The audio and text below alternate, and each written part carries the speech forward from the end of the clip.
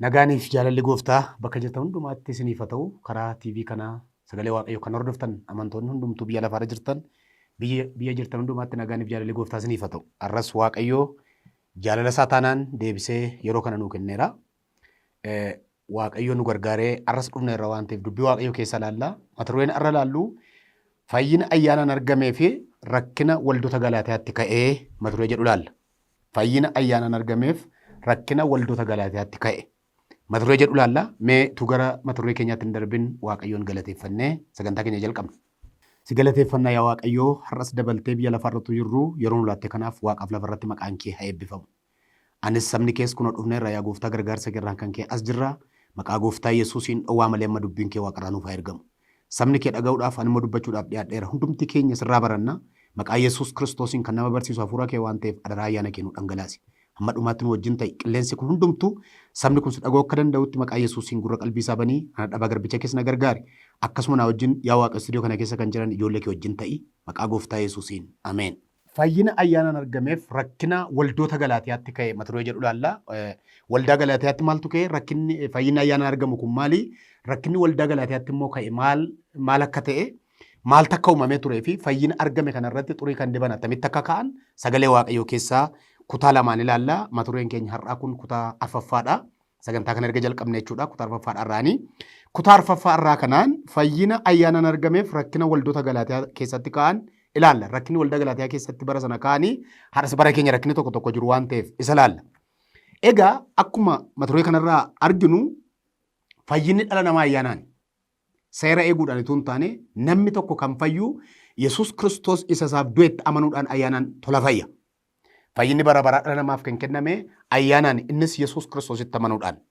Mee sagalee waaqayyoo keessaan isin dubbi. Namni ayyaana duwwaan fayyaa kana kanaa qabatanii hin barbaada. Ayyaanaan fayyuu namaa kanarratti garuu akkaataa namni ayyaanaan fayyuuf bara Galaatiyaas waldoota Galaatiyaas bara ammaas rakkina uumamaa jiran waliin ilaalla. Efesoon boqonnaa 2:1 kaasan dubbisa akkas jedha. Isin kanaan dura irra daddarbaa keessanii fi cubbuu keessaniin karaa hafuuraa duutanii turtan. Yeroo sanatti isin toora biyya lafaa kana duukaa buutanii deddeebi'aa aboo qilleensa keessa jiru irratti isa gooftummaa qabuuf abboomamaa turtan. Hafuurichi amaan amma namoota waaqayyoof hin abboomamne gidduutti hojjechaa jira. Nus hundumti keenya hawwa foon keenyaa duukaa buunee akka fedha namummaa keenyaa fi yaada keenyaatti warra akkasii gidduu jiraanneerra. Kanarraa kan keessa akkuma warra kaanii dhalootaan dheekkamsa waaqayyoo jala gallee turre. Araarri waaqayyoo garuu baay'ee waan ta'eef jaalala isaa isa guddaa sanaan nu jaallate. Nuyi irra darbaa keenyaan karaa hafuuraa du'oo taanee utuma jirruu inni warra Kiristoosii wajjin jiraatan nu godhate. Isin ayyaana waaqayyootiin fayyifamtanii ameen. Isin kan fayyifamtan ayyaanaanii jedha. Akkuma waldoota Galaatiyaa waldaan Efesoon kunis waldaa biyya Oromootaati. Attamitti waldaan kun akka babal'ate hojii ergamootaa yeroo laallu keessatti bal'inaan ilaalla garuu waldoota kanaaf ergaa kana yeroo barreessu Phaawulos ayyaanaan fayyitan jedha. Fayyinni dhala namaa bara ammaatti ayyaanaan. Bara waldaa Galaatiyaas yookaan bara Phaawulos lallabaa turanis har'as bara keenyas rakkinni fayyina irratti ka'u yeroo garaagaraa iddoo lamatti qoodamee ilaalama. Inni kaan kakuu moofaa keessa seera wayitti dabalee kakuu haaraa keessaa jennu gargaara waan jedhu haasaa tokko immoo kakuu haaraa keessatti fayyinatti taa'ee fayyina argame sana immoo dalga fudhatee itti rakkata. Egaa maayidha Phaawulos hojii ofii keessa itoo hin taane ayyaanaan fayyitanii jedha. Fayyinni dhala namaa bara kakuu haaraatti Yesuus Kiristoosiin amananiiti. Isa iddoo keenya fannoo irratti ol ba'ee qullaa fannifamee nu du'ee du'a bara baraa keessaa gara jireenya bara baraatti isa nu fide. Yesuus Kiristoositti amanuudhaan fayyinni kakuu haaraatti kan argamu. Seera eeguudhaan itoo hin taane dubbii garaagaraa gochuudhaan itoo hin taane waan garaagaraa irraa of qabnee ofii keenyaan hojjennee dandeenyaa itoo hin taane fayyinni keenya yookaan tola kan nuyi fayyinu Yesuus Kiristoos isa nuuf du'etti amanuudhaan. Maaliif hojii fayyina keenyaa isatu fannoo irratti raawwate waan ta'eef. Mee Efesoon boqonnaa 2 kana fayyina keenya bara baraa isa arganne kana seera eeguudhaan itoo hin taane ayyaanaan isa arganne kana fannoo irrattis hojjetame Yesuus Kiristoositti amanuudhaan ayyaan arganne kana attamitti Phaawulos akka jedhu asuma Efesoon 2 8 hanga 10 isin dubbisa akkas jedha. 8 hanga 10 na duukaa akka dubbifattan barbaada. Isin ayyaana waaqayyootiin karaa amantii fayyifamtan. Inni immoo kennaa waaqayyooti malee gocha ofii keessanii miti. Hojiidhaanis miti. Namni tokkollee akka ittiin of hin jennetti nuyi hojii harka isaati. Hojii gaarii isa waaqayyo duraan dursee qopheesse keessa akka deddeebinuuf karaa Kiristoos Yesuus uumamnee jedha. Maal jedha? Hojiidhaanis miti lakkoofsa galirraa namni tokko illee akka itti nuuf hin jennettedha. Isin ayyaana Waaqayyootiin karaa amantii fayyifamtan. Inni immoo kennaa Waaqayyooti malee gocha ofii keessanii miti. Na hubadhaa. Kennaa Waaqayyooti malee gocha ofii keessanii miti. Kennaa Waaqayyoo sun immoo tokkicha ilma isaa dabarsee isa biyya lafaa kenne. Kennaa amantii sanarraan dhufe jechuudha fayyinni dhala namaa. Egaa isin kan fayyitan hojiidhaan miti jedha. Fayyinni keessan hojiidhaan utuu hin taane isa isiniif fannifame Yesuus Kiristoositti amanuudhaan tola ayyaanaan fayyitanii jedha. Kanaaf bara amma keessa jirru fayyinni dhala namaaf seera eeguudhaan hojii kan biraa gochuudhaan utuu hin taane isa iddoo keenya cubbamaa ta'e fannootti ol ba'ee fannifame qulla addabaabayii irratti sanuu fannifame Yesuus Kiristoositti amanuudhaan dhalli namaa fayya. Yeroo tokko kana tol keessa nu jalaa fuudhama. Fayyuudhaaf hojii hojjennu hin qabnu. Fayyuudhaaf seera eegnu hin qabnu. Fayyuudhaaf nurraa waan eegamu hin jiru. Fayyuudhaaf wanti nurraa eegamu isa iddoo keenya fannootti ol ba'ee fannifame Kiristoos Iyyasuusitti amanuu duwwaadha. Kana jala muraanaa hubadhaa. Dhalli namaa fayyuudhaaf hojii gaarii hojjetu hin qabu. Fayyinee gara jireenya bara baraatti dhufuudhaaf hojii gaarii nuyi hojjennu hin jiru. Laana hubadhaa isiniin ibsaa kana. Fayyuudhaaf gara mootummaa Waaqayyootti dhufuudhaaf hojii tolaa hojjennee fayyinu hin qabnu. Seerru kennamee dadhabame seera eegee namni fayyuu dadhabe. Kanan godhin kana godhi mata duree darbe keessatti akkuma ilaalle seera 613 kennaman namni eegee akka fayyuuf Waaqayyo qopheessus seera sana eegee namni fayyuu hin dandeenye lafa seerri jirutti cubbuutu baay'ateedha Phaawulos gaafa barreessu. Kanan godhin amma jedhame namni qooda wanta sana godhu ittuu ammeessa cubbuu hojjete waan ta'eef bara sana seera eeguudhaan namni fayyuu hin dandeenye. Har'as taanaan waan kan biraa eeguudhaan fayyinni kan biraan hin jiru. Fayyinni argamus hin jiru. Tokkoof tokko karaan fayyinaa daandiin fayyina keenyaa isa iddoo keenya fannootti ol ba'ee fannifame Iyyasuus Kiristoositti amanuudhaan fayyinni dhufa. Haaleluyyaa. Namni kamuu waan seera sarraa eegu gochuudhaan ituu hin taane yookaan hojii kan biraa hojjechuudhaan ituu hin taane fayyinni argamu isa tola dhala namaaf kenname Iyyasuus Kiristoositti amanuudha. Kanaafuu Galaatiyaa boqonnaa 2:15 kaasee akkas jedha. Dhimma Galaatiyaa irratti haasofna waan ta'eef waldoota Galaatiyaa kana irratti haasofna waan ta'eef waldaa Galaatiyaa tokkotu hin taane waldoota Galaatiyaati kan isaan jedhaman Galaatiyaa abyaata kiristaanaatti jedhamu malee waldaa tokko miti waldaan Galaatiyaa kun. Hin ilaalla. Galaatiyaa boqonnaa 2:15 kaasee ka'eedha. Ilaa akkas jedha. Nuyi dhalootaan Yihuudoota malee warra Yihuudoota hin ta'in warra cubbamoota miti. Utuma ta'uyyuu namni tokkollee Yesuus Kiristoositti amanuudhaan malee wanta seerri sarraa barbaadu gochuudhaan Waaqayyo duratti qajeelaa ta'e akka hin lakkaa'amne hin beekna. Nuyis wanta seerri namarraa barbaadu hojjechuudhaan utuu hin ta'in Kiristoositti amanuudhaan qajeelota taanee akka lakkaa'amnuuf Kiristoos Yesuusitti amanneerra. Wanta seerri namarraa barbaadu gochuudhaan namni tokkollee qajeelaa ta'e hin lakkaa'amu jedha. Nuyi dhalootaan Yihuudoota malee warra Yihuudoota hin ta'in warra cubbamoota mitidha Phaawulos. Yoo zariif ta'e yookaan sanyiif ta'e achi dhufate nu warra Yihuudootaati jedha. Warra abdiin kennamee fi ijoollee Yihuudootaati jedha. Haa ta'uyyuu maleedha. Utuma ta'uyyuu namni tokkollee Yesuus Kiristoositti amanuudhaan malee wanta seerri sarraa barbaadu gochuudhaan Waaqayyo duratti qajeelaa ta'e akka hin lakkaa'amne hin beeknaa jedha. Waaqa duratti namni qajeelaa ta'e lakkaa'amuudhaaf seera eeguutu hin taane Yesuus Kiristoositti amanuudhaan qajeelaa ta'a jedha. Egaa fayyinniif qajeelinni Waaqayyo duratti nuuf lakkaa'ame fannifamuu Yesuus keessaa nuuf argame. Ilaa hubadhaa. Fayyinniif qajeelinni Waaqa duratti akka lakkaa'amnu qajeelaa taanee fuula Waaqa dura akka dhaabannuuf ati qajeelaa akka jedhamnuuf Yesuus iddoo keenya baramaa ta'e qajeelinni Waaqayyo nuuf lakkaa'e isa Yesuus fannoo irratti nuuf raawwateedha. Waldoonni Galaatiyaa kun egaa waldaa Phaawulos isa fannifame Kiristoositti lallabnaan amananii fudhachuudhaan waldoota bu'uureffamanidha. Waldoonni Galaatiyaa. Waldoonni Galaatiyaa kun Phaawulos hojii wangeelaaf adeemsa hojii wangeelaa isa jalqabaaf marsa jalqabaa keessatti lallabanni godhe irraan kan ka'e waldoota bu'uureffamanidha. Waldoonni biyya Galaatiyaa kun waldoota Ormootaa jedhamu. Phaawulos ergama adeemsa hojii wangeelaa marsaa sadiin gara warra Ormootaa kanatti godhe. Missionary Journey of Paul to Arab Countries jedhama yookaan hojii adeemsa wangeelaa Phaawulos gara biyyoota Arabaatti godhe jedhametu ilaalama. Marsaa sadiidhaan godhame. Hojii wangeelaa Phaawulos gara biyya Arabootaa kanatti kan inni argame marsaa sadii ture.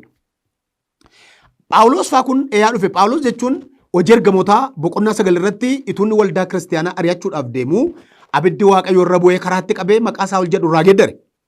Kana beektu. Saa'ol kun egaa isatu Phaawulos ta'e.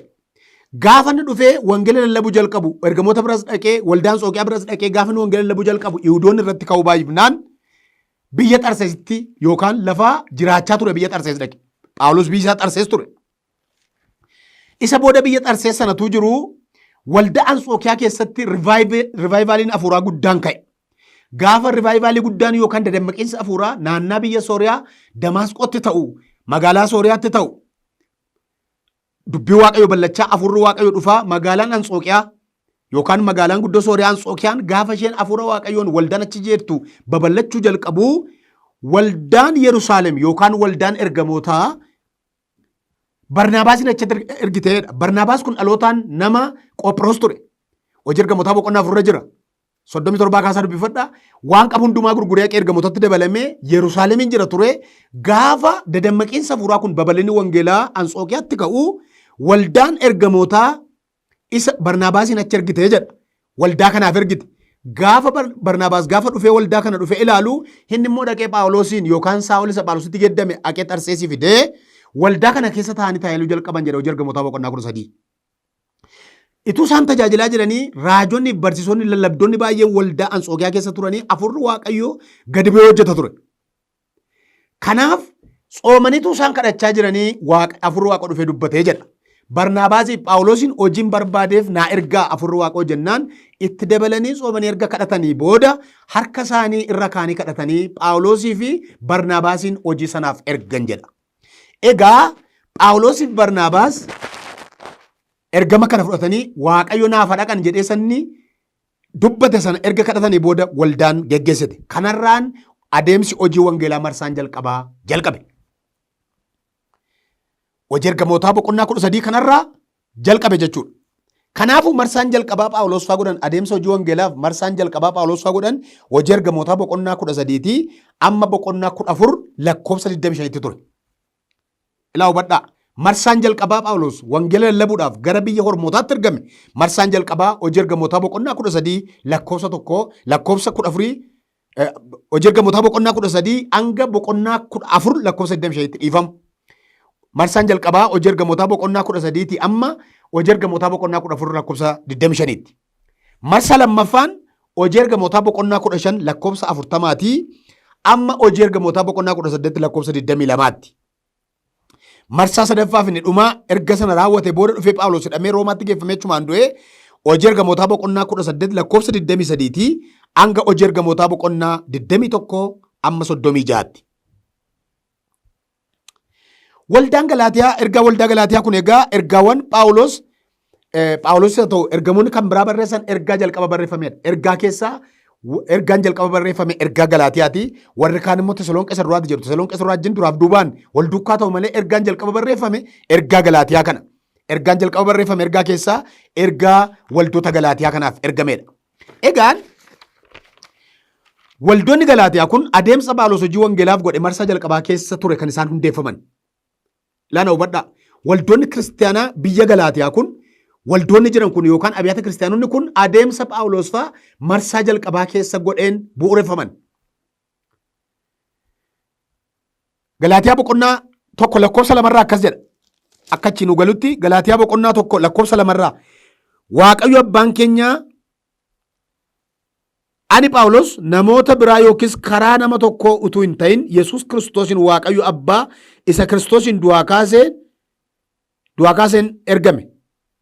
Nagaa koo ergamee nagaa obbolootaa wajjin jiran hundumaas waldoota kiristaanaa kutaa biyya Galaatiyaatiif nan dhiyeessa. Asirraa waan barbaade waldoota Galaatiyaatiif jedha. Waldoota Galaatiyaa biyya Galaatiyaatiif kutaa biyya Galaatiyaatiif nan dhiyeessa jedha. Kanaaf waldoonni sun waldaa tokko hin taane waldoota garaagaraati jechuudha. Galaatiyaa kana keessa waldoonni bu'uureffaman waldoota baay'ee turan. Adeemsa marsaa jalqabaa keessa Phaawulos Barnaabaas wajjin jalqabee hojii ergamootaa boqonnaa 13 kaanii itti fufanii Qophiroos keessa deemanii Qophiroosiis oliin gaanii amma caafiitti deemanii wangeela lallabaniiru. Adeemsa marsaa jalqabaa kana keessa. Egaa waldoonni kutaa biyya Galaatiyaa kunneen warra akka Phaamifiliyaa, Phergee, Phisiidiyaa, Anxookiyaa, Iqiniyoon fa'aa adeemsa Phaawulos hojii wangeelaaf jalqabe kana keessa deeme kana keessa hundeeffaman jechuudha. Kan nama dhibu marsaa jalqabaa keessas Phaawulos karaa kana darbeera, marsaa sadaffaa keessas karaa kana darbeera. Magaalonni Galaatiyaa yookaan kutaa biyya Galaatiyaa magaalonni jiranii waldaan kun keessatti bu'uureffaman warreen akka Anxookiyaa, Phisiidiyaa, Iqoniiyem, Lisxiraa fi Darbee fa'i. Waldoonni naannaa sana jiran Noorzen Eesiyaa Maayiner jedhamanii beekamu. Gara kaabaatti jedhamanii beekamu. Kaaba Eesiyaarra jedhamanii warra beekamanidha. Biyyoota kana keessatti wangeelli lallabame. Phaawulos keessumaa biyya akka Lisxiraa kanatti hojii gurguddaa ittiin hojjete Waaqayyo. Namoonni naaf ittiin kaaniru dinqiin ajaa'ibaa hojjetameera. Indaa'um kuni waaqoliitu namoota fakkaatanii nu gidduu seenan jedhanii amma ababaa dhaabaniifinitti yeroo inni ga'e tureera. Egaa Phaawulos biyya Sooriyaa, Turkii fi Giriik keessatti baay'ee wangeela lallabe. Kanaaf kaaba Turkii biyya Galaatiyaa lafarra Ankiraa jedhamu kanatti isa fannifame Kiristoos lallabnaan namoonni baay'een amananii waldoonni kiristaanaa hundeeffaman. Na hubadhaa waldoota kiristaanaatu hundeeffame biyya kanatti lallabamuu isa fannifame Kiristoos irraan. Isa ilmaan namaaf du'e Yesuus lallabnaan waldoonni kun hundumtuu namoonni Kiristoosin fudhatanii waldoonni kun bu'uureffaman. Isa fannifame Yesuus Kiristoos kanatti amanuudhaan waldoonni amantoonni argamanii waldaan bu'uureffamu malee akkuma Phaawulos faa lallaba kana lallaban lallaba biraa fudhatanii kan ka'an tokkotu jiru. Jira tokko jira. Haa ta'u malee ergamoota Phaawulos erga Phaawulosaa waldoota kana hundeessanii biraa deemanii booda isa isaaniif lallabame fayyina isa ta'e fannifamuu Yesuusin kan mormu barumsa biraatu jalqabe. Waldoota kiristaanaa kana keessa faca'uu jalqabe.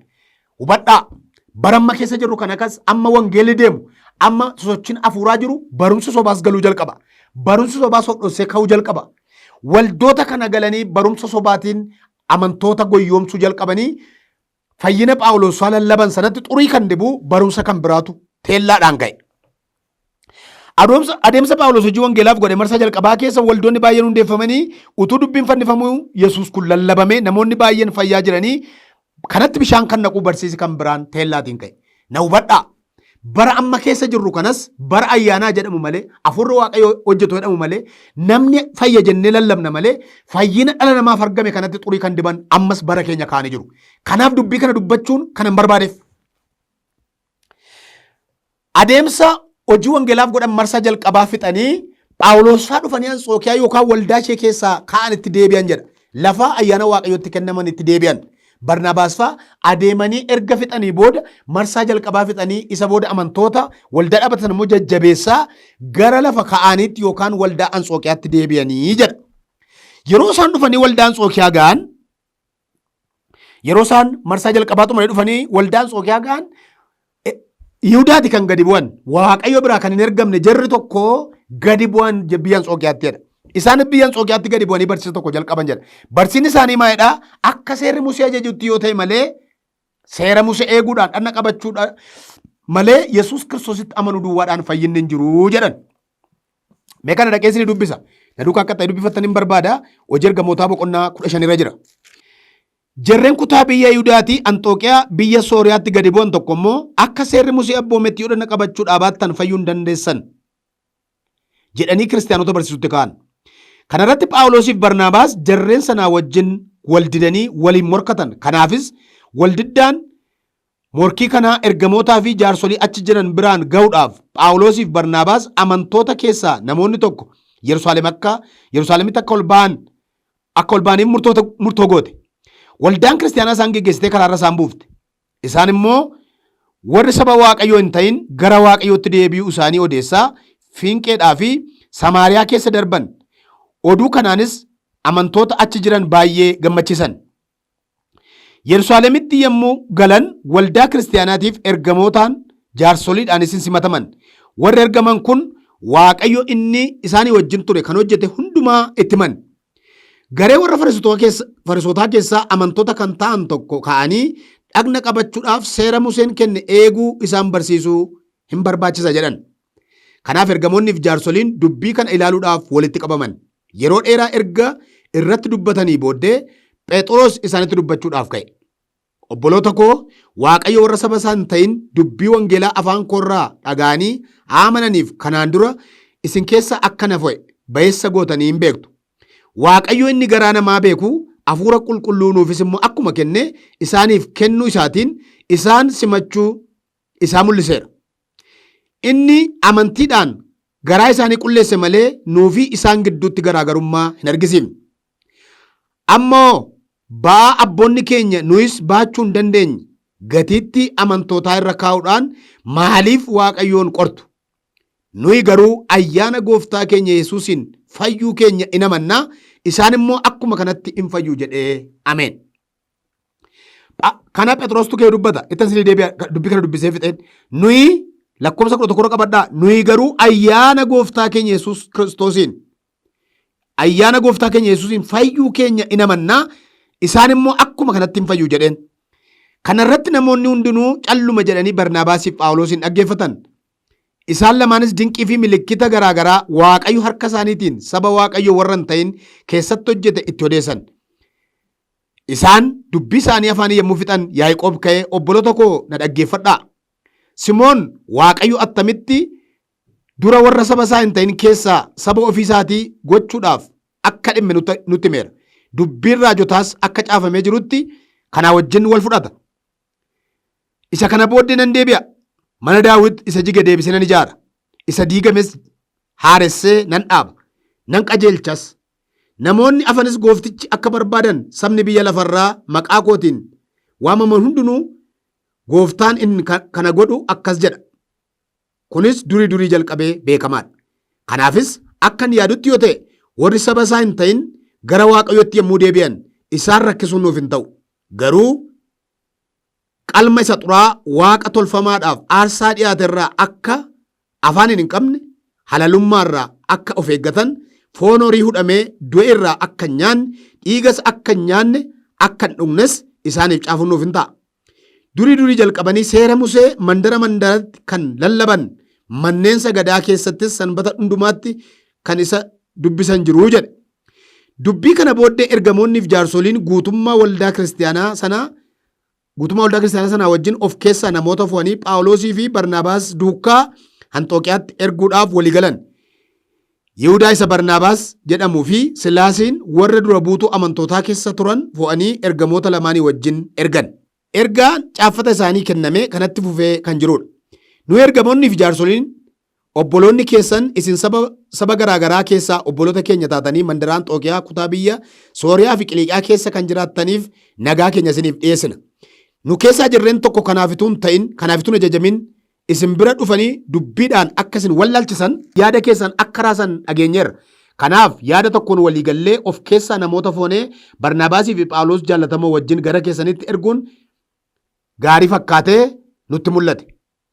Akkuma beektan iyyuu Barnaabaasii fi Phaawulos warra jireenya isaanii gooftaa keenya Yesuus Kiristoosiif dabarsanii kennanidha.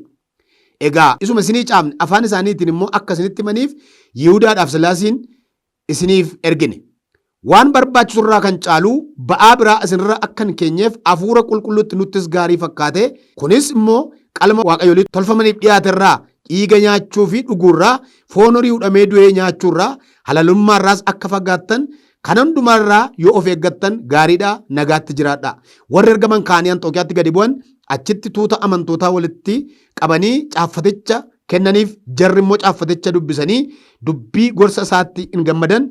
Yihudaaniif Sillaas lallaboota warri turan dubbii baay'een amantoota gorsanii isaan cimsan. Achi isaan bira erga takka turanii amantoonni namoota sana nagaadhaan gara warra isaan ergeetti deebisan. Sillaas garuu jaallatee achi ture. Phaawulosiif Barnaabaas Anxookiyaa takka ta'an amantoota baay'ee wajjin dubbii gooftaa hin barsiisu hin lallabanis.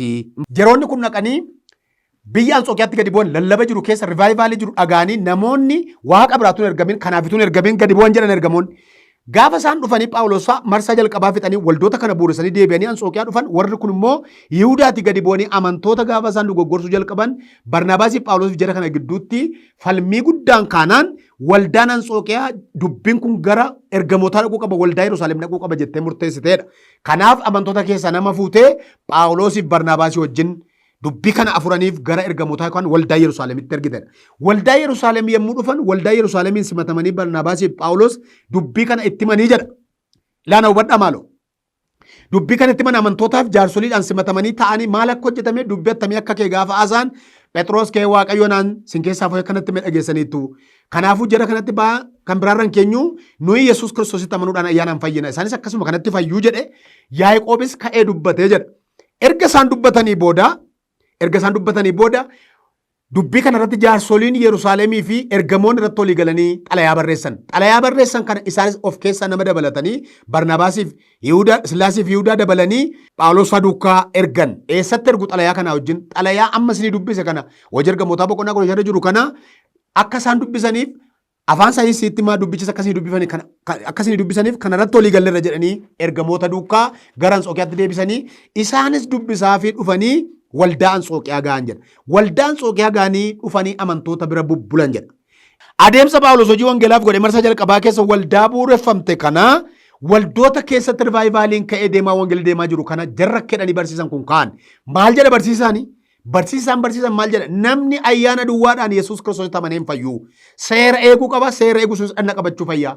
Jarri wangeela dhagaan ormoota waan ta'eef akka isa Waaqayyo Abrahaamiif dubbateetti dhanna qabachuu qabdu malee fayyinni hin jiru Yesuus Kiristoositti amanuu duwwaadhaan jedhan. Waa tokkoon isinii dubbadhaadha. Namni seera kan biraa eeguudhaan miti Yesuus Kiristoositti amanuudhaan tola fayya. Fayyinni keenya barabaraa, fayyinni kee barabaraa seera eeguudhaan dubbii garaagaraa gochuudhaan utuu hin taane Yesuus Kiristoositti amanuudhaan namni fayya. Dhala namaaf fayyinni kenname waaqa jalatti hin fayyuudhaaf kan nuu kenname maqaan fayyinaa maqaa Yesuus duwwaadha. Namni erga fayyee waan fayye keessatti gooftaadhaaf ija naqachuu danda'a. Gara sanatti gara ayyaanatti guddachuu danda'a. Garuu fayyuudhaaf kan nu barbaachisu. Gara fayyina barabaraatti kan nu fidu hojii hojjennus miti waan kan biraa waan goonus miti. Tokkoof tokko karaan fayyina keenyaa Yesuus Kiristoos. Ani karaadha, ani dhugaadha, ani jireenya jedhee akka caafame. Si'a tokko seera kakuma waan finne waldaa keessa keenyatti nama rakkifna. Dhaggeeffadhaa amantoota irra ba'an kaayinaa. Namni fayyuu kan qabu Yesuus Kiristoositti amanuudhaan. Fayyinni barabaraa dhala namaaf kan kenname Yesuusitti amanuudhaan malee biratti waa hojjechuudhaan miti. Biratti waa hojjennee fayyina miti. Laa obboloo tokko dhaggeeffadhaa. Hojii kan biraa waan dalagnuuf fayyina miti. Fayyinni keenya barabaraa Yesuus Kiristoos. Isa iddoo keenya fannifame, isa iddoo keenya qullaa addabaabaa irratti ba'ee fayyina kana darbee waan hojjennee argannu kan biraan hin jiru. Kana ala fayyinni nuyi hojjennee of fayyifnu hin jiru. Seerru kenname dadhabame, namni ittiin fayyadame eegame dadhabame, ilmaan namaaf waaqa jala kan kenname maqaan fayyinaa maqaa Yesuus. Gara abbaatti kan geessu karaan tokkichi Yesuus duwwaan. La dhaggeeffadhu obboleettii kun, la dhaggeeffadhu obboleessa kun. Har'a namni teessee dhaggeeffattu kun ituu hin du'in Yesuusitti amanuutu furmaata siif. Dhagaa baattee deemteef jilbeenfattee caakkaatti galteef soomeen sagade jetteef ituu Yesuusitti amanin fayyinni kan biraan hin jiru. Garaan si'a citu.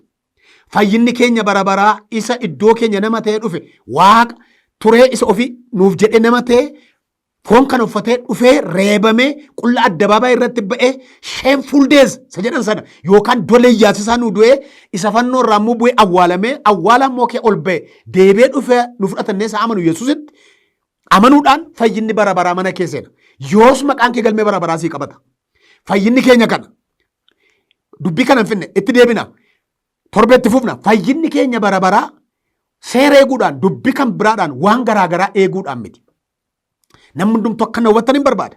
Namni hundumtu akka dubbii qalbeeffatu hin barbaada. Ilmaan namaa fayyinni Yesuus isa fannifame duwwaadha. Ilmaan namaa fayyinni ayyaanaan. Ayyaana jechuun maali? Isa fannifame Yesuus Kiristoositti amanuudhaan ayyaana kenname kanaan tola fayyina. Hojiin hojjennu kan biraan seera raawwannu kan biraan hin jiru. Fayyina keenyaaf seera jalatti dhalatee seera hundumaa xumure fannootti fannifamee duudhaan seera iddoo isaati kan kaase. Yesuus Kiristoosidha. Seera isa bara dheeraaf nu rakkisa sana iddoo isaati fuudhuudhaan nuuf Waaqayyoon kan walitti fide dhiiga Kiristoos. Sana keessaan fayyinni tola dhala namaaf kenname. Seera duraan dhufee namarratti ba'aa ta'e sun seera duraan dhufee nama rakkise sun namarraa ka'uudhaan Yesuus Kiristoositti amanuudhaan namni ayyaanaan fayya. Barri seeraan eegame sun barri seera keessa kenname sana seera eeguudhaan namni fayyuu dadhabe. Seera eeguudhaan namni fayyuu waan dadhabeef Waaqayyo tokkicha ilma isaa amma jaallatuufitti biyya lafaaf kenne. Kun immoo namni isatti amanu hundumtu akka jiraatu malee akka baduu miti jedha wangeelli.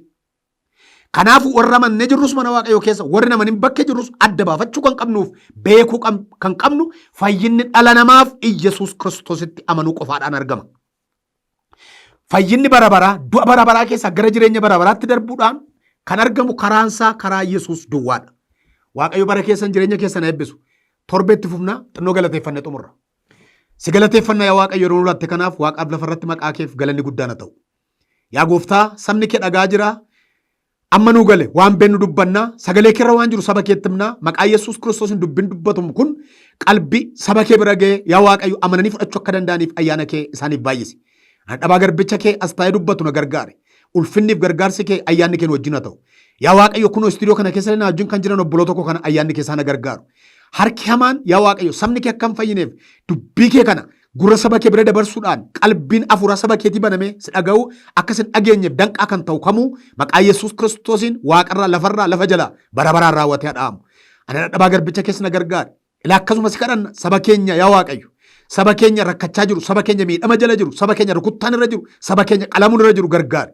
Keessumaa uummata Salaaleef si kadhanna maqaa gooftaa Yesuusiin harki gargaarsaa kee hola ka'uuf danqaan jiru hundumtuu maqaa Yesuusiin atas gabbaa'u. Saba keenya gargaari. Yeroo keenya afee nuuf eebbisi. Hamma dhumaatti nu wajjin ta'i. Maqaa Yesuusiin ameen. Waaqayyo si na eebbisu torbeetti deebina.